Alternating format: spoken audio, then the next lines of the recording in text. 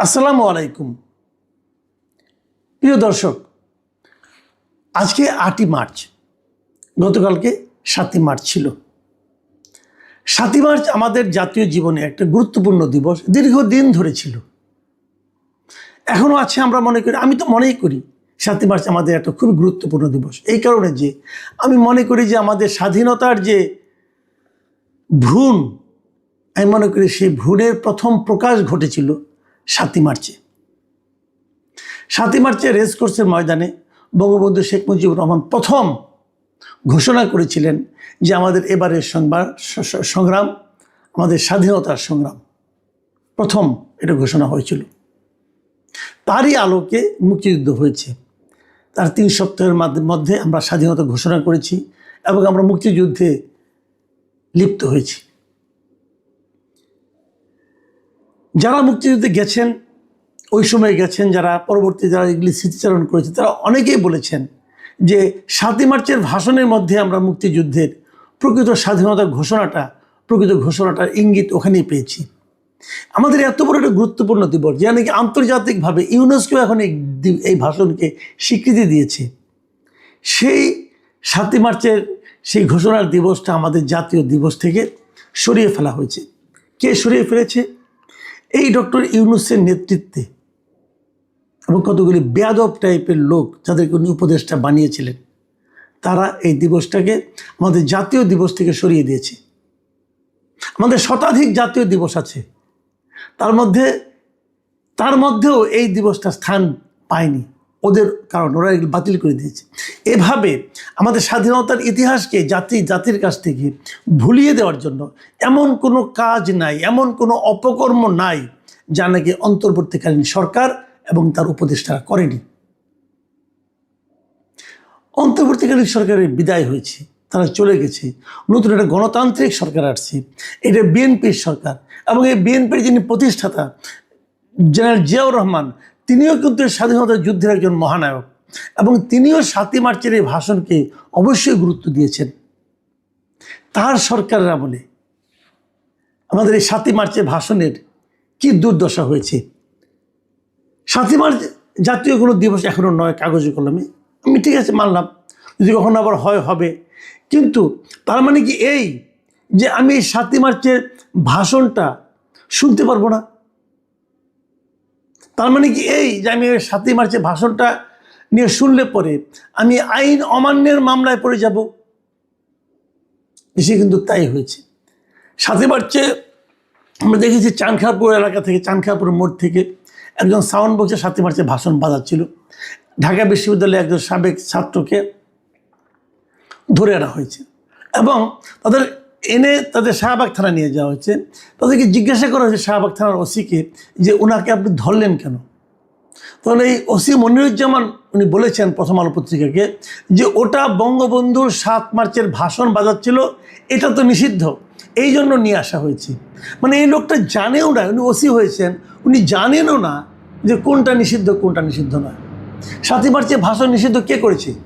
Mister Moniruzzaman, আপনাকে জিজ্ঞাসা করছি ভাই, আপনি তো আইন প্রয়োগকারী সংস্থার একটা প্রধান, ওই এলাকার প্রধান, আপনি তো নিজেই জানেন না যে 7ই মার্চে ভাষণ প্রচারটা নিষিদ্ধ কি নিষিদ্ধ নয়। 7ই মার্চে ভাষণ প্রচার তো নিষিদ্ধ নয়। আবার যে কোনো মানুষ, আরও চেয়ে বড় কথা, আমি কারো একটা ভাষণ শুনবো, কাউকে আমি পছন্দ করি, কাউকে আমি ভালোবাসবো, এটার মধ্যে নিষিদ্ধ করার কি আছে? আমরা একটা অদ্ভুত সময়ে এসে পৌঁছেছি এবং তাকে ধরে নিয়ে আসা হলো, এবং তারপর দেখলাম এর প্রতিবাদে আরও অনেক ঘটনা ঘটলো। শাহবাগে আরও অনেক ছেলে মেয়েরা আসলো, এসে তারা এই 7ই মার্চে ভাষণ শোনার মানে জোরে জোরে প্রচার করে থাকলো।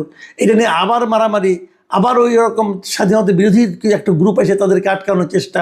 এই যে একটা মানে ব্যাপারটা এমন দাঁড়িয়েছে যে বঙ্গবন্ধুর নাম উচ্চারণ করা যাবে কিনা, 7ই মার্চ উচ্চারণ করা যাবে কিনা, 7ই মার্চের ভাষণের কথা বলা যাবে কিনা, এই সবই হয়ে দাঁড়িয়েছে শেখ হাসিনার অপকর্মের সঙ্গে সম্পর্কিত বিষয়। বাস্তবিক তাই। শেখ হাসিনা প্রথম ক্ষমতায় এসেছেন 96 থেকে 2001 পর্যন্ত উনি খারাপ চালিয়েছেন, এটা বলার কোনো সুযোগ তো নাই। তারপর 2009 যখন উনি ক্ষমতায় আসলেন, তারপর থেকে হয়তো আমি 2014 থেকে বলতে পারি উনি খুবই দুঃশাসন চালিয়েছেন এই জাতির উপর, এটাই মানতে রাজি আছি। কিন্তু তার সঙ্গে 7ই মার্চের ভাষণে কি সম্পর্ক? উনি দায়িত্ব নেওয়ার আগে, উনি রাজনীতিতে আসার আগে, তারও তো অনেক আগে 7ই মার্চের ভাষণ প্রচার হয়ে গেছে। বঙ্গবন্ধুর নাম নেওয়া যাবে না, কেন নেওয়া যাবে না? এদেশে যে নাকি বাংলাদেশের নাম উচ্চারণ করবে, যতদিন বাংলাদেশ নাম থাকবে ততদিন বঙ্গবন্ধুর নাম থাকবে। যতদিন বাংলাদেশের নাম আমি গর্বের সঙ্গে উচ্চারণ করব, ততদিন বঙ্গবন্ধুর নাম আমি শ্রদ্ধার সঙ্গে উচ্চারণ করব। কেন করব না? বঙ্গবন্ধুর সঙ্গে শেখ হাসিনার শাসনের কি সম্পর্ক থাকতে পারে, এটা আমি বুঝি না। 32 নম্বর ভাঙা হয়েছে। দেখেন 32 নম্বর কোথায়, আমি একটা সিম্পল একটা এক্সাম্পল দিয়ে বলি যে 32 নম্বরটা কিভাবে একটা জাতির প্রতীকে, স্বাধীনতার প্রতীকে পরিণত হয়েছে। আমি একটা ছোট্ট উদাহরণ দিয়ে আপনাদেরকে বুঝাই। বলা হয় না ধানমন্ডি 32 নম্বর মানে কি? মানে 32 নম্বর সড়ক, এই তো। আমরা 32 নম্বরতে যে জায়গাটাকে বুঝি, যে বঙ্গবন্ধুর যেটা বাড়ি ছিল, ওটার নাম্বার, ওই সড়কের নাম্বার কিন্তু 32 না আসলে, এদিকে আপনারা জানেন। ধানমন্ডি সড়কগুলোর নাম চেঞ্জ হয়েছে, অনেক আগে চেঞ্জ হয়েছে, কিন্তু আগে এই সড়কটার নাম ছিল 32 নম্বর। এই 32 নম্বর সড়কে বঙ্গবন্ধুর বাড়িটা ছিল। সেই 32 নম্বর এখন 11 নম্বর সড়ক। এই 11 নম্বর সড়কের 10 নম্বর বাড়িটা হলো বঙ্গবন্ধুর বাড়ি। এখন কেউ কিন্তু 11 নম্বর সড়ক চিনে না, 32 নম্বরই চিনে। কারণ 32 নম্বরটা ধানমন্ডির সকল সড়কের নাম্বার ঠিক আছে, এটাও কাগজ কলমে 11 নম্বর সড়ক, কিন্তু এই 32 নম্বরটা এত বিখ্যাত। এবং এই যখন স্বাধীনতা ঘোষণা করা হয়, যখন স্বাধীনতা যুদ্ধ চলে, যখন বঙ্গবন্ধু 7ই মার্চের ভাষণ দেন, যখন উনি গ্রেপ্তার, সব কিছু 32 নম্বরের এই বাড়ি থেকে হয়েছিল। সেটা এখন 11 নম্বর সড়কের 10 নম্বর বাড়ি।